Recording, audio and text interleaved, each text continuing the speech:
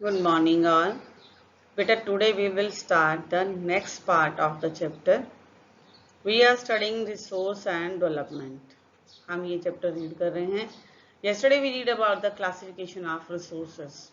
Today we will read resource planning and types of soil. ये आज हम करेंगे resource planning के बारे में और टाइप्स ऑफ सॉइल के बारे में. ठीक है. वैसे तो रिसोर्स प्लानिंग क्यों इम्पोर्टेंट है ये आपको पता ही होगा. Importance of resource planning. It is necessary for balanced development of India.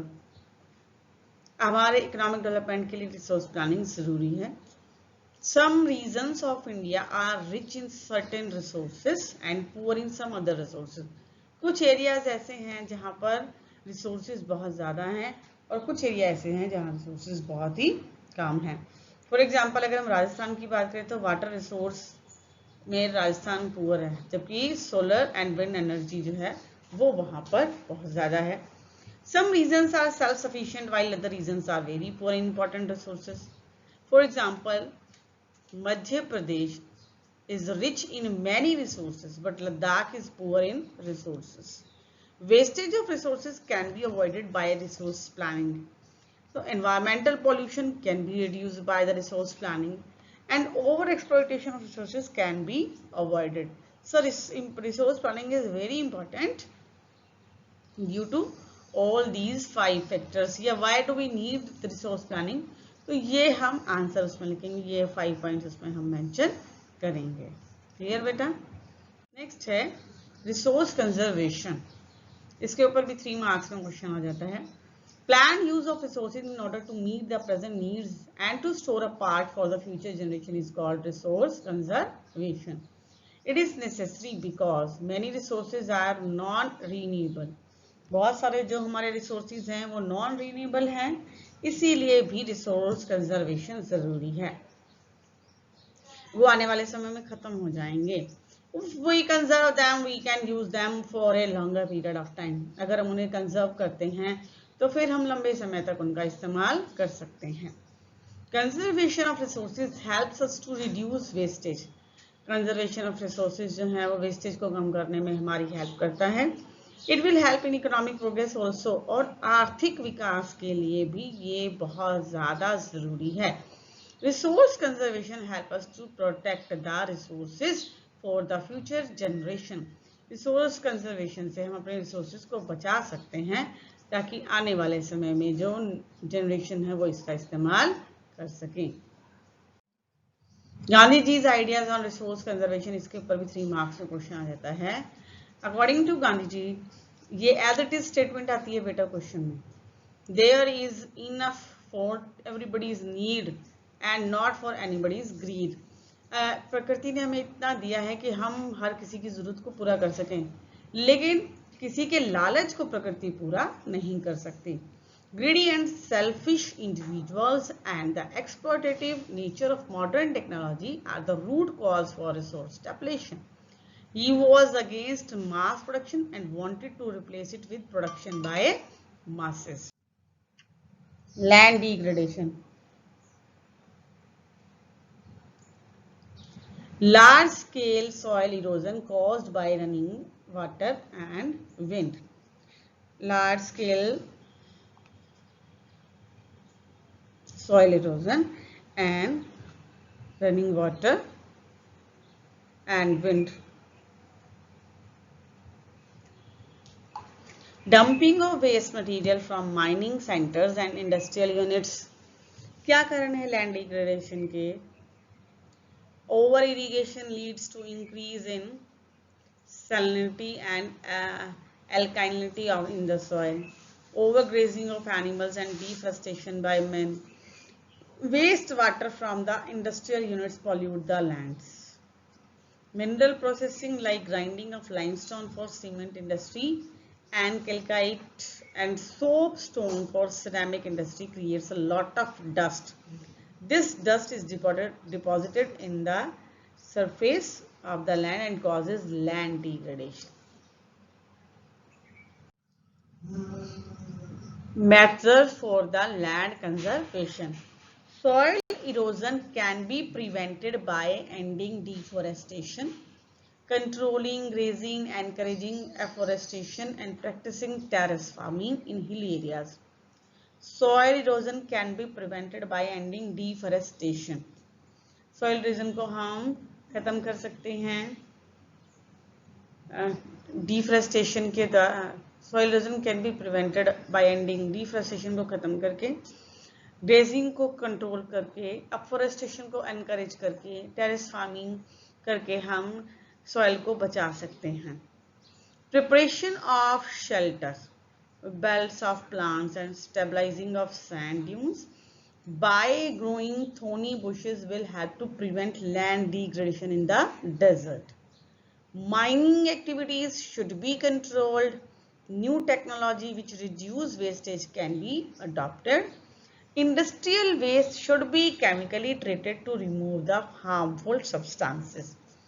Urban waste should be used for production of biogas and biomanure. Soil as a resource. What is soil?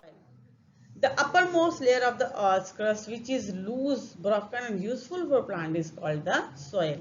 Very important for 1 mark. The uppermost layer of the earth's crust, which is loose, broken and useful for plant, is called soil. Soil consists of mineral matter such as sand and clay, and organic matter such as humus, bacteria and the earthworms.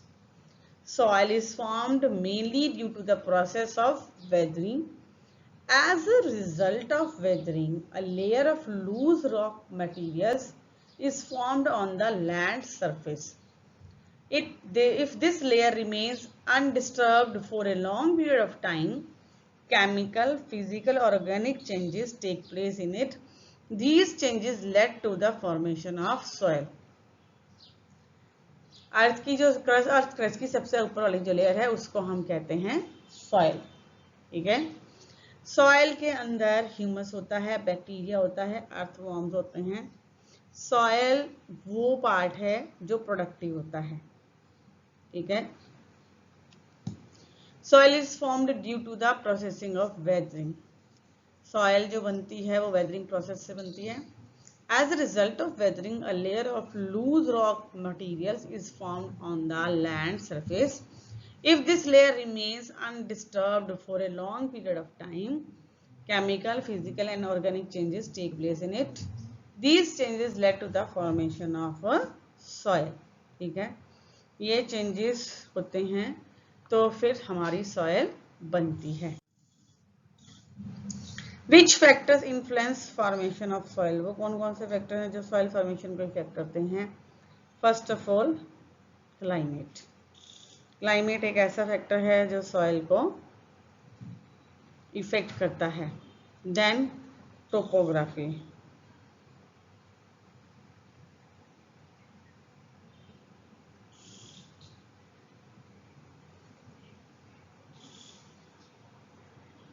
Topography of the land decides the accumulation of the soil. Nature of parent rock. It decides composition and texture of the soil. Next beta, vegetation decides the amount of humus available in the soil. Clear है? Climate, topography, nature of the parent rock and vegetation. Next beta, types of soil. Basically we have 6 types of soil in our country. हमारे देश में हम लोग 6 तरह की हमारे यहाँ पर पाई जाती है मिट्टी. Alluvial soil, red soil, black soil, laterite soil, desert soil and the mountain soil. So let us start with the alluvial soil. हमारा जो एरिया है, हमारे एरिया के अंदर कैसी सॉइल पाई जाती है? हमारे एरिया में बेटा एल्यूवियल सॉइल पाई जाती है. अब एल्यूवियल की फीचर्स क्या हैं? ठीक है, ये जनरल क्वेश्चन है, आप वैसे भी आंसर दे देंगे, नहीं पढ़ेंगे तो भी आपको पता है.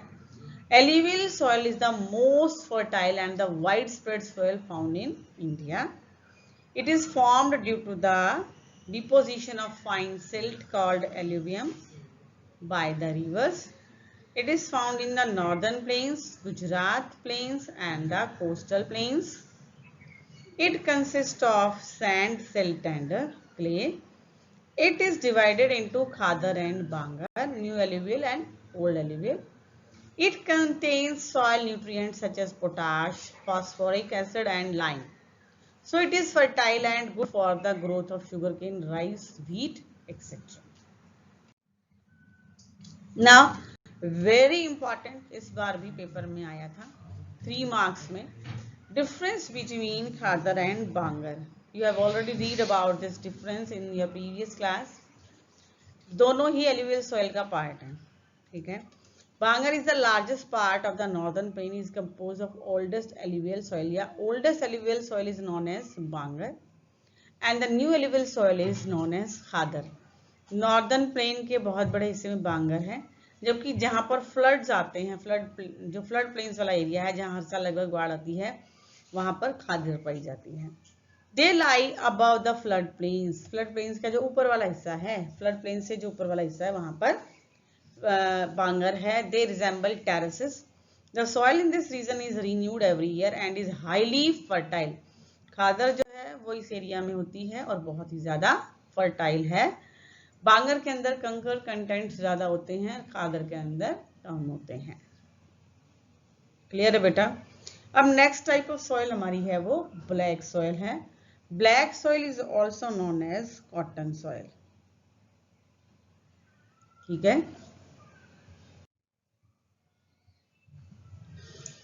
It is also known as regur soil. Regur means cotton. Best soil for the cotton cultivation. Most of the Deccan is occupied by black soil. High water retaining capacity. Soil is sticky when wet and shrink when dried. जब ये गीली होती है तो ये sticky होती है, जब ये सूख जाती है तो ये श्रिंक कर जाती है. Self flowing is the characteristics of the black soil, as it develops wide cracks over when dried. Rich in iron, lime, calcium, potassium, aluminium and magnesium. इस सॉइल की ये फीचर है. इसमें iron, lime, calcium, potassium, aluminium, magnesium पाया जाता है. And deficient in nitrogen, phosphorus and organic matter. Colour deep black to light black. ये deep से लाइट ब्लैक तक होता है, ज्यादा काली से हल्की काली. It is mainly found in Deccan trap. Deccan region में महाराष्ट्र, गुजरात, मध्य प्रदेश और छत्तीसगढ़ के अंदर ये पाई जाती है. ठीक है. नेक्स्ट है बेटा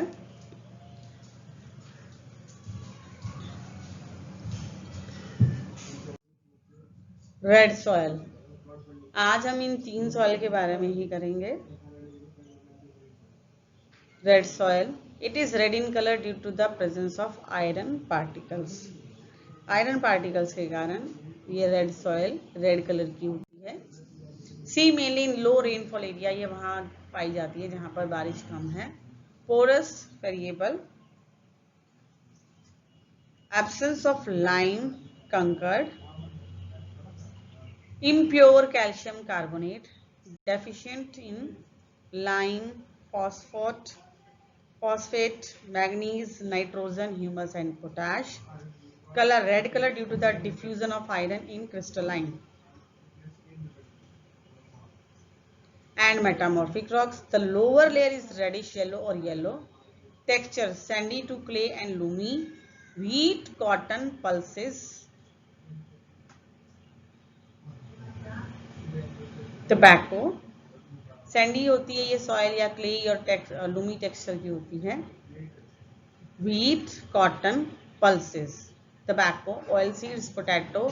इस मिट्टी में उगाए जा सकते हैं गेहूं, कपास, दालें, टबैको, ऑयल सीड्स और आलू. It is found in Tamil Nadu, Karnataka, Andhra Pradesh.